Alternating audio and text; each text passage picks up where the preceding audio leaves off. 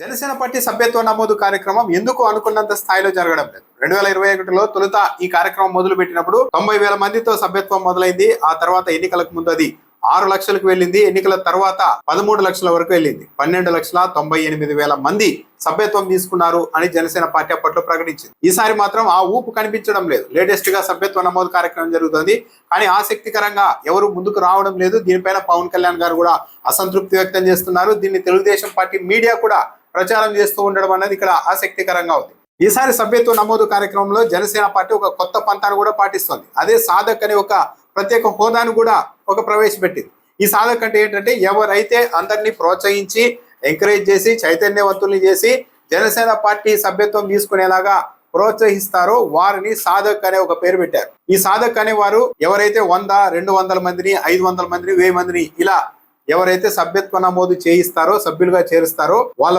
ఫోటోను, వాళ్ళ వివరాలన్నింటినీ జనసేన పార్టీ తన అధికారిక సోషల్ మీడియా ఖాతాలో ప్రచురిస్తోంది. అంటే 100 మందిని జనసేన పార్టీ క్రియాశీలక సభ్యులుగా చేర్చిన వారిని సాధక్ అనే హోదా గుర్తించి వాళ్ళ ఫోటోను, వివరాల్ని జనసేన పార్టీ తన అధికారిక సోషల్ మీడియా ఖాతాలో పోస్ట్ చేస్తూ వాళ్ళని ఎంకరేజ్ చేస్తోంది.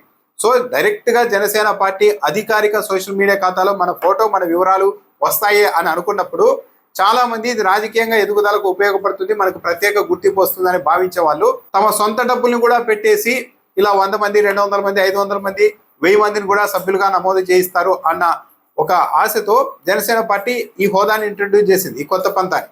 చెప్పినట్టుగానే ఎవరైనా సాధకులు 100 మంది, 200 మంది, 500 మందిని ఇలా సభ్యులుగా చేర్పిస్తున్నారో వాళ్ళ ఫోటోల్ని, వివరాలన్నింటినీ కూడా జనసేన పార్టీ తన అధికారిక సోషల్ మీడియా ఖాతాలో పెడుతోంది. అయినా సరే ఇంత ప్రయోగాలు చేసిన, పైగా గతంలో సభ్యత్వ నమోదుకు రుసుము అన్నది 500 రూపాయలు ఉండేది, దాన్ని 400 రూపాయలకే తగ్గించారు. అయినా సరే అనుకున్నంత స్థాయిలో సభ్యత్వం నమోదు కాకపోవడం అన్నది జనసేన పార్టీకి ఆందోళన కలిగిస్తోంది. ఇటీవల ఎంపీలు, ఎమ్మెల్యేలతో జరిగిన సమావేశంలో పవన్ కళ్యాణ్ గారిని స్వయంగా సభ్యత్వ నమోదు కార్యక్రమంలో ఇలా వెనుకబడితే ఎలా, ఇలా ఉంటే మనం ఎక్కువ సీట్లు ఎలా అడగగలుగుతాం వచ్చే ఎన్నికల్లో అని స్వయంగా పవన్ కళ్యాణ్ గారే అసంతృప్తి వ్యక్తం చేశారని ఈనాడు పత్రిక రాసింది. అంటే జనసేన పార్టీ సభ్యత్వ నమోదు అన్నది ఊపు మీద లేదు, అనుకున్నంత స్థాయిలో లేదు, ఎవరు కూడా ఆసక్తికరంగా లేరు అన్న ఒక దీన్ని ఈనాడు పత్రికే ప్రచురించేసింది.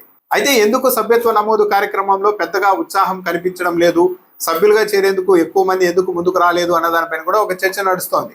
ఎన్నికల ముందు పవన్ కళ్యాణ్ మీద చాలా మంది చాలా ఆశలు పెట్టుకున్నారు. పవన్ కళ్యాణ్ గారు మొత్తం రాజకీయాలు మార్చేస్తారనుకున్నారు. కానీ తీరా గెలిచిన తర్వాత 100% స్ట్రైక్ రేట్తో 21 స్థానాలు గెలిచినప్పటికీ కూడా పవన్ కళ్యాణ్ ఎక్కడా కూడా జనసేన పార్టీని సొంతంగా అభివృద్ధి చేసే కార్యక్రమాలు, అలాంటి ప్రణాళికల్ని రచించకపోగా 15 ఏళ్ల పాటు తెలుగుదేశం పార్టీతో మనం ఉండాల్సిందే, ఈ కూటమిలో అవమానాలు ఉంటాయి, వాటన్నింటినీ రాష్ట్రం కోసం భరించాల్సిందే అంటూ ఇలాంటి స్టేట్మెంట్లు ఇవ్వడం, నాకు అనుభవం లేదు, పెట్టుబడులు తెచ్చే సత్తా కూడా నాకు లేదు, అందుకే చంద్రబాబు నాయుడు గారితో నేను ఉన్నాను అని స్వయంగా పవన్ కళ్యాణ్ గారే ప్రకటించడం జనసేన పార్టీ కార్యకర్తల్ని, నాయకుల్ని ఎక్కడికక్కడ స్థానికంగా తెలుగుదేశం పార్టీ వాళ్ళు నిర్దాక్షిణ్యంగా అణిచివేస్తున్నా, ఆ నాయకులు వచ్చి స్వయంగా పవన్ కళ్యాణ్ గారికి విన్నవించుకున్నా వాళ్ళ కనీస ఆత్మగౌరవాన్ని కాపాడేందుకు కూడా పార్టీ అధ్యక్షుడి హోదాలో పవన్ కళ్యాణ్ గారి చొరవ చూపకపోవడం, ఇవన్నీ చూసిన తర్వాత జనసేన పార్టీ అన్నది రాజకీయంగా ఎదిగేందుకు పెట్టలేదు, 15 ఏళ్ల పాటు చంద్రబాబు నాయుడుని, తెలుగుదేశం పార్టీని మోయడానికే పెట్టారు అన్నది ఒక స్పష్టత వచ్చిన తర్వాత ఉత్సాహం అన్నది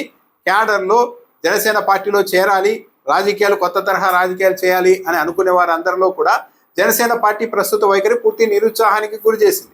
అందుకే ఇప్పుడు జనసేన పార్టీ ఆశించిన స్థాయిలో ఎవరు కూడా కొత్తగా సభ్యులుగా చేరేందుకు ముందుకు రావడం లేదు.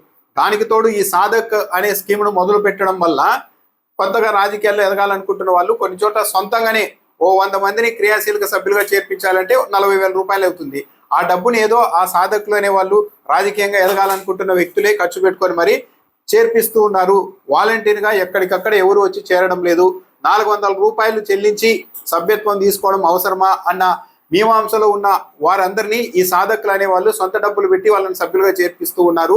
ఇంత చేస్తూ ఉన్నా సరే, ప్రత్యేక పంతాలో సభ్యత్వ నమోదు కార్యక్రమం నిర్వహిస్తున్నా సరే అనుకున్నంత స్థాయిలో సభ్యత్వం లేకపోవడం ఒకటైతే, గతంలో 13 లక్షల మంది సభ్యులుగా ఉన్నారు జనసేన పార్టీ తరఫున అని ప్రకటించినప్పటికీ వాళ్ళు తిరిగి రెన్యువల్ చేయించుకునే వాళ్ళలో కూడా పెద్దగా ఆసక్తి లేకపోవడం, ఇవన్నీ జనసేన పార్టీ సభ్యత్వ నమోదు కార్యక్రమంలో అనుకున్నంత ఊపు లేకపోవడానికి కారణాలు అవుతున్నాయని చెప్తూ ఉన్నారు. జనసేన పార్టీ ఎన్నికల తర్వాత మరింత బలపడిపోయింది, ఓటు బ్యాంకు కూడా భారీగా పెరిగిపోయింది.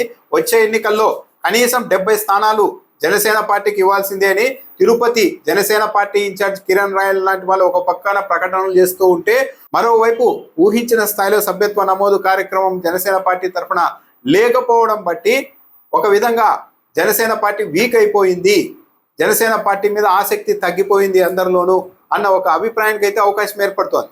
ఒకవేళ సభ్యత్వం ఇప్పటికే 13 లక్షలు ఉంది ఇది వరకు అని చెప్పారు, దాన్ని కనీసం అధికారంలో ఉన్నారు కాబట్టి మేము బలపడ్డాం కాబట్టి 70 సీట్లలో పోటీ చేసే సత్తా ఉంది కాబట్టి అని జనసేన నాయకులే ప్రకటిస్తూ ఉన్న నేపథ్యంలో కనీసం ఓ 30 లక్షల సభ్యత్వ నమోదన్నా జరగకపోతే జనసేన పార్టీ రాజకీయ ఎదుగుదల అన్నది ఆగిపోయినట్టు అవుతుంది. వచ్చే ఎన్నికల్లో ఎక్కువ స్థానాలను డిమాండ్ చేసేందుకు కూడా అవకాశం ఉండదు.